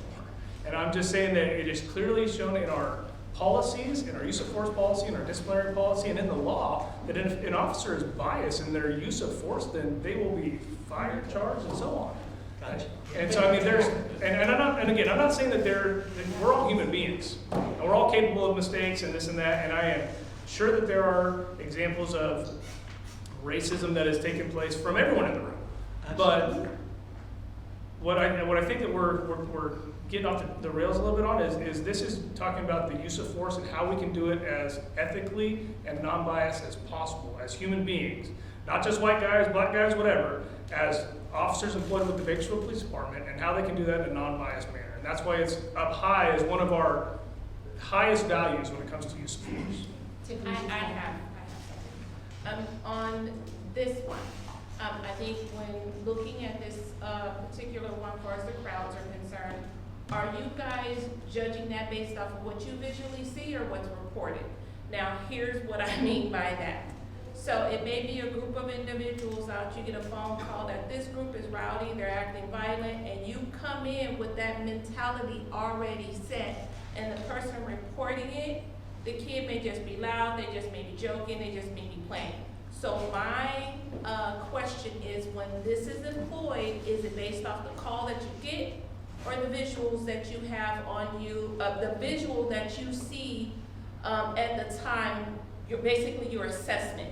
Because that would matter. Your professional assessment would mean more to me than a phone call, but a lot of times the phone call already activates your mindset going into it. So you're thinking it may be violent because that person reported it, and that may not be the case because of some inherent biases that individual may already have. So you may not, but the call coming in may put you in the mindset already. So that would be my question, especially when it comes to like the group types of things. Yeah, no, that's a great question, and ultimately it boils down to what articulable facts the officer had at the time force was used, at the moment of threat, right? And so if there is a situation where the reporting party calls in and they give some information and the officer gets it, they're still gonna have to make an assessment on their own of whether there is violence taking place, and not just the information from somebody calling in on what they were perceiving at the time. The officer's still gonna have to take those specific articulable facts that they see, hear, and know about before they make a decision to use force. May I ask this, since Chuck opened this can of worms, talking about potential or perceived racial bias, what, if any, training do you give your officers? I know what your statement is, that it's not accepted, but is it addressed at all in your overall training? It is, it's not the training that I do, but I know that there is a requirement for officers to complete, what's the training class?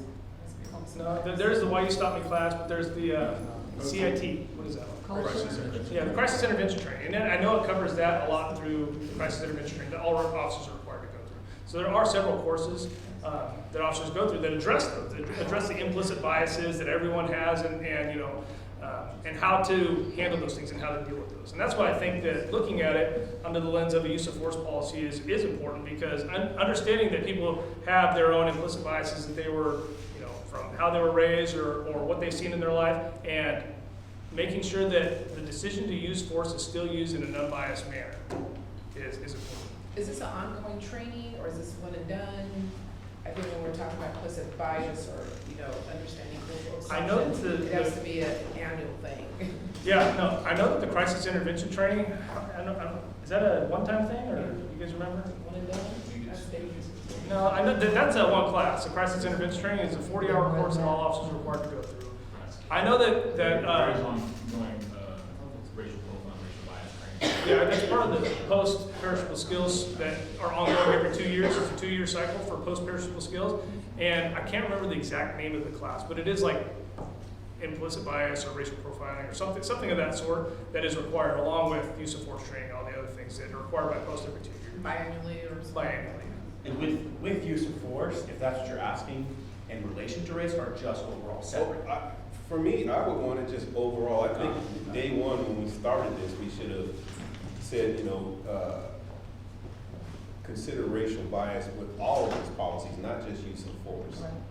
Or just biases in general? Just Yeah. bias in general, yeah.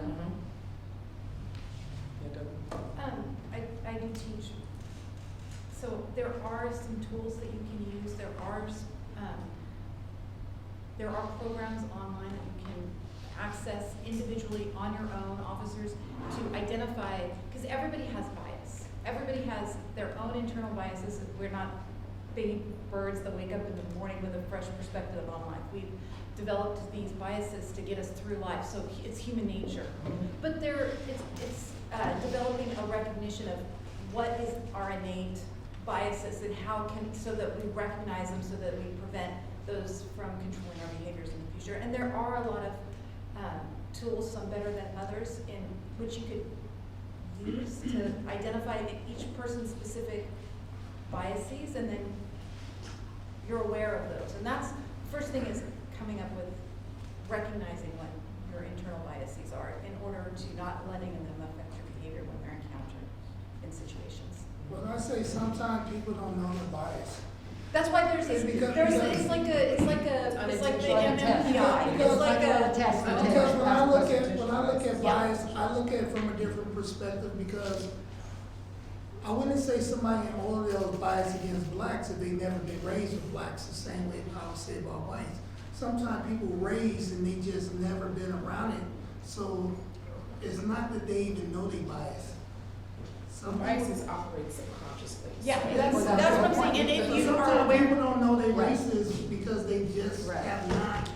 Well, that's why she's saying there's something you can read, you almost take a test, a quiz, and they ask I'm just you- saying, there's psychological tests that you can take, and everybody has. All right. So those are great. I'm gonna reel this in a little bit. I think this is great discussion, but again, let's refocus. So great that. outside of, but as use Yeah. of force experts, I Yes. can assure you, we have from our DTAC team, full of 20 to 30 members, all races, genders on our team. And when it comes to use of force, our training, it is not one of our factors, what race were they, okay, that's justified, justified. We go off of threat assessment, off of behaviors, specific articulable facts that race does not even come into the equation at all. For use of force, again, that's what we expertise in, that's what we're addressing. I can tell you on the training side for this, we're addressing what's proper for use of force. The fact we don't talk about race, and in fact, because it's not in the equation, we're dealing with the threat assessment. So if it doesn't belong there, we're not gonna. But we were There, talking- I'm not we're talking training in general Gotcha. about bias. Outside of our scope, gotcha. Yeah. I just don't, again, I don't know, to Chuck's suggestions of edits on that specific Yeah, yeah. term. I just would like to start and you guys think about it, ponder on it Yeah, and see, make an action. like then maybe this conversation, started something.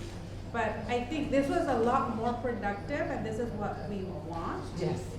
We agree that my language edit, it's not that I want my edits enter there, but that we are all understanding what is this policy saying and whether, generally the terms or the definitions or the requirements are somewhat, more clearly than what we see. So I appreciate this conversation and I'm hoping that we can do this a lot more than just kind of what we have right now, because it's not, spending weeks on reviewing and letting months pass by and coming and having to remember what, why we recommended that again.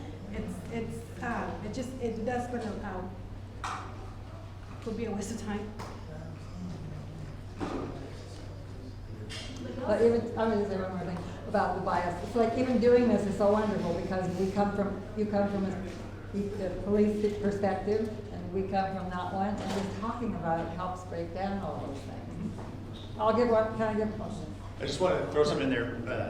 It sounds like the conversation maybe continued after it sparked something in my head when we were talking about the bias to the procedural justice training that we do. So this is just some of the notes that I took when I attended that class as an example. So it's talking about fairness in all processes, the 4 tenets that support fairness are voice, neutrality, respect, and trust. And then it was explained as a table. So when I was taking my handwritten notes and putting them into a Word document, I made the little table that has those 4 tenets. But so this is an example of some of the training that was discussed, not necessarily covered under our use of force team, but the department is still providing this training. And it's captured under several categories. It's one of those topics that pops up in multiple classes. Like somebody mentioned, why'd you stop me? Why'd you stop me is another one that talks about procedural justice. So that's just an example that popped up in my head. Yeah. Is that something that you got that was from your training here? Or Yes, yeah, that came from BPD training. It was one that I wanted to keep the notes, so I took my chicken scratch and typed it so I could read it later. Right.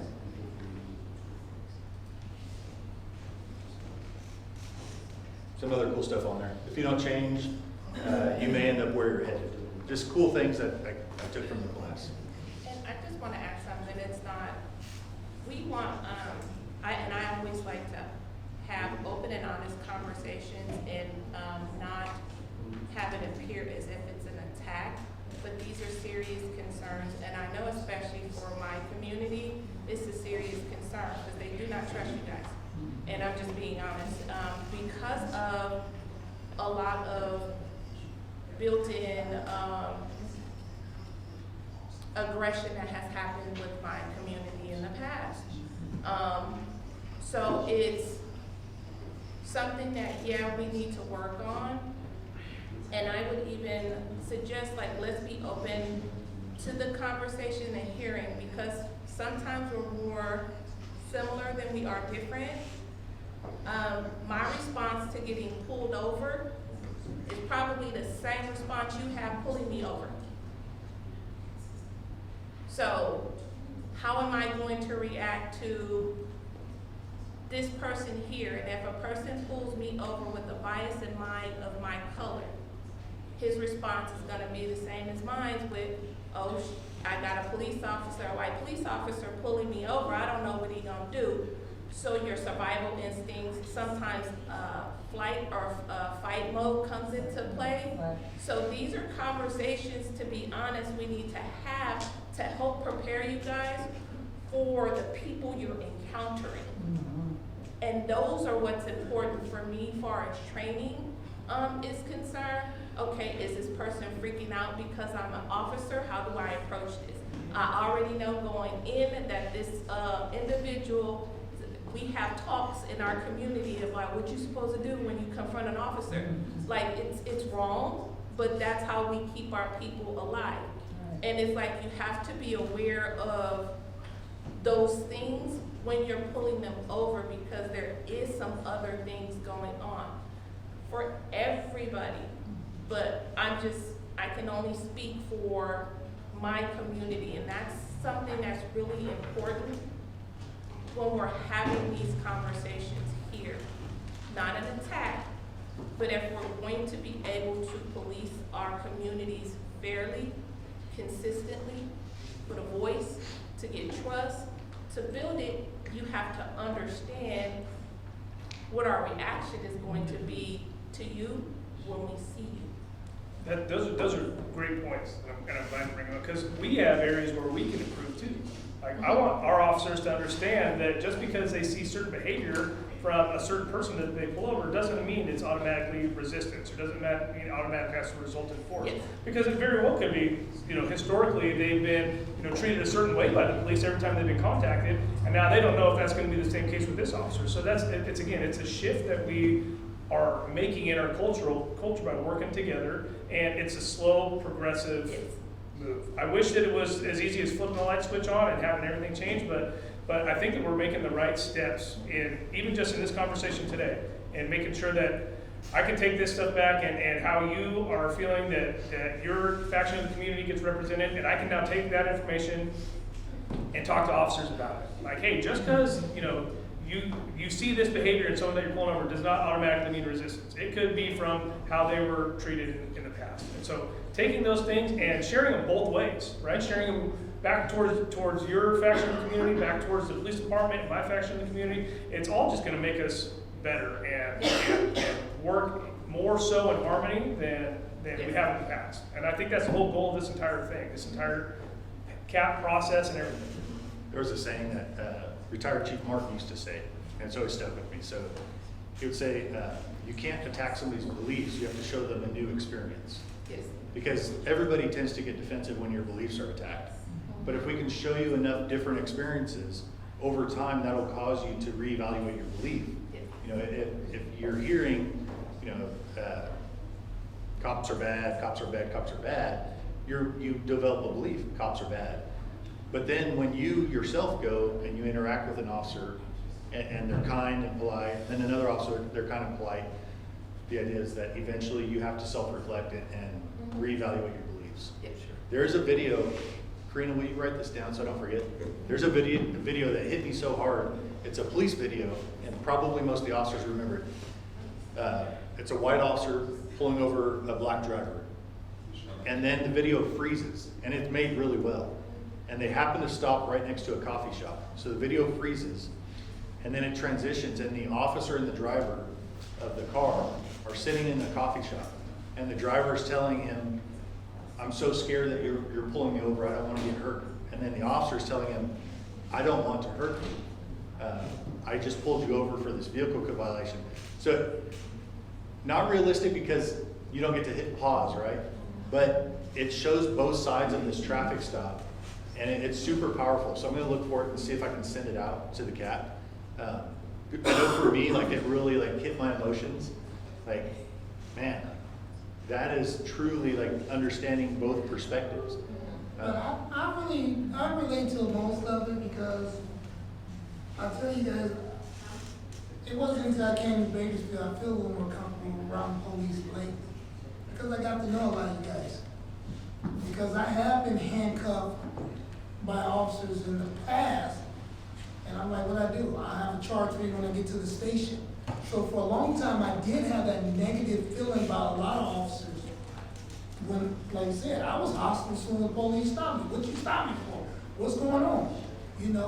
So I used to be that way until I actually got to know the officers better and start understanding that officers are human just like everybody else. So my perspective has changed, but that's because I got to know you guys. But a lot of people in the streets don't know you, so they feel what I used to feel. And when you approach them, like I said, the only thing we ever seen in the communities is the negative with the officers. You arrested my mom, you arrested my dad, my brother got shot by the police, they had a cousin in jail. So yes, the community has a lot of negative with the officers, and it's until we really get to know you. And that takes time. All right. I would like to remind everybody, because I talked about this sharing worlds thing. And I did go talk to Tabitha's class, not 100% sharing worlds, although she invited me into her world. It was talking to a criminal justice class. And I know Dave took my number and is going to invite me to the next community event that they have. But I would like to, I want to come visit your world, just like we opened the department to the CAP and to all our community groups. And that's our default, right? Is like, come in, like, come see what we do. I would offer myself up for the opposite. I would like to go see what you do and how law enforcement affects your community, just the same as we invite you into the police department. So are we allowed to go into some of these trainings like you talked about, where we able to go in and talk to the community about issues that the black community actually feel?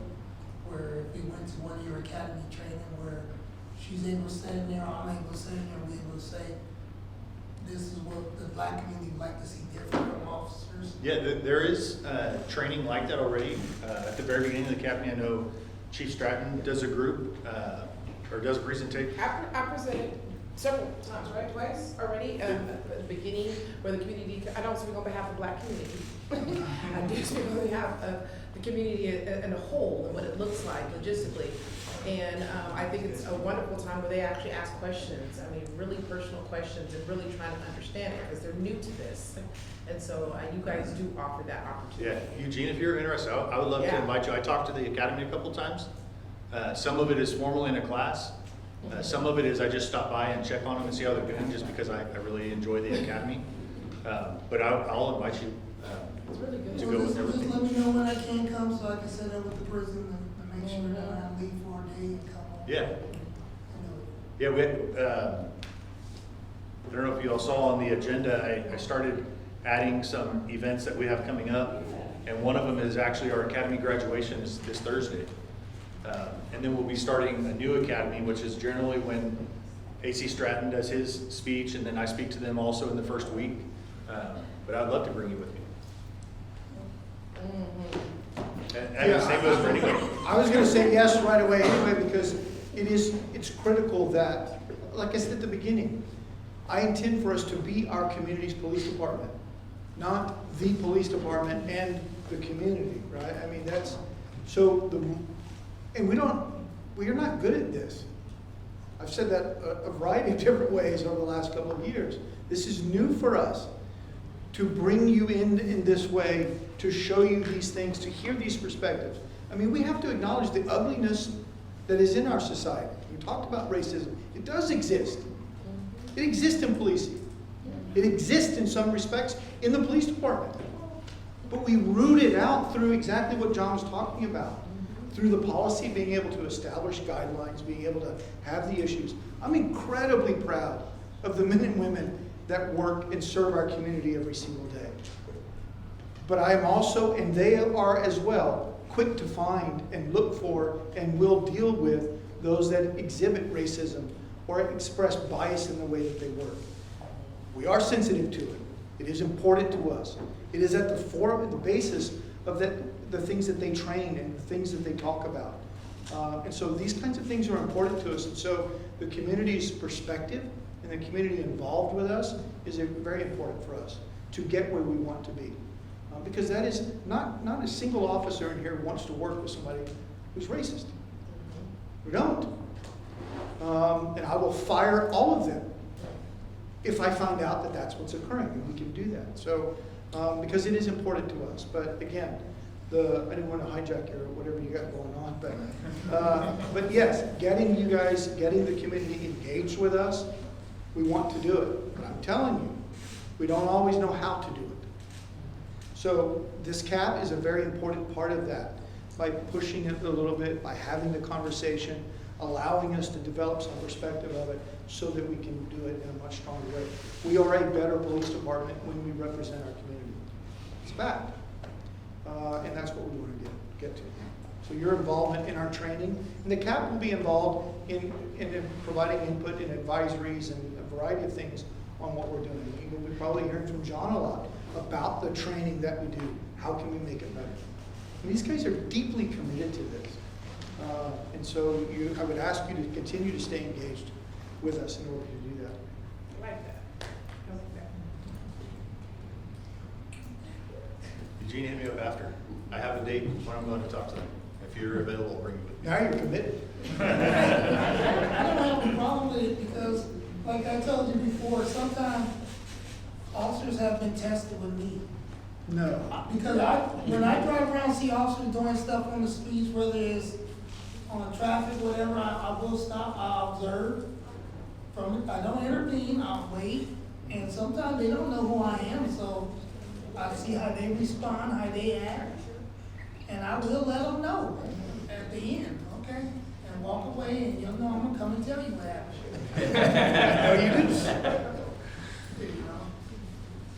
Rosa, So do you- for the community involvement, are you guys gonna schedule that, or are you guys asking us to help? I mean, because we wanna close the youth support, but still open with the community to have Yes. that conversation before, you know, like what you said earlier.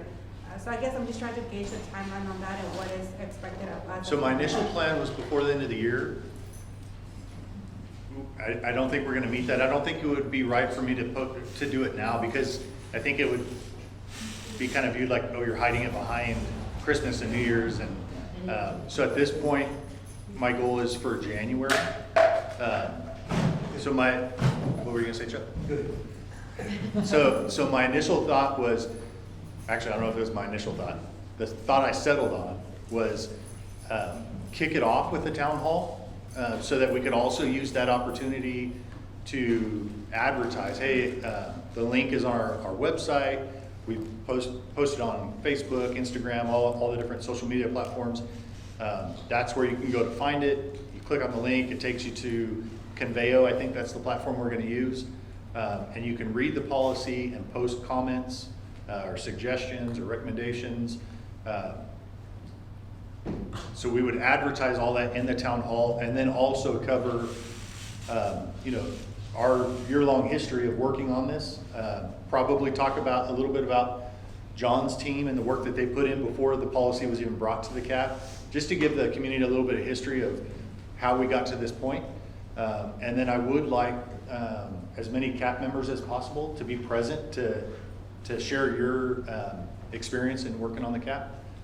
And I would recommend a little cheat sheet of what we have here, what the changes, what it was before, the changes that were made, just so the community has something tangible to see the work that was done.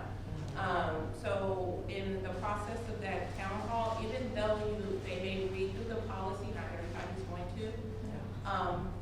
I've been told even by law enforcement, a quick cheat sheet is very good for us to have, so we can just quickly look at it and be like, oh, okay, that's what was changed.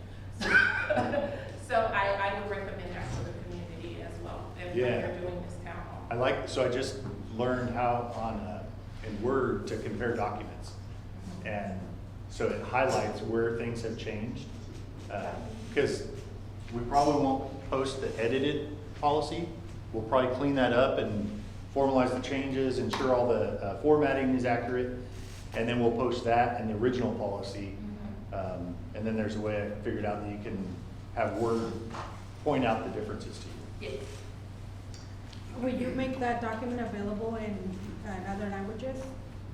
Yes, I think that came up before. I don't know what we settled on, but we will make it available in at least Spanish. I'll have to get with our limited English proficiency team and see what else we need to post that in. I think Chief talked about Punjabi also. Yeah, so at least Spanish and Punjabi.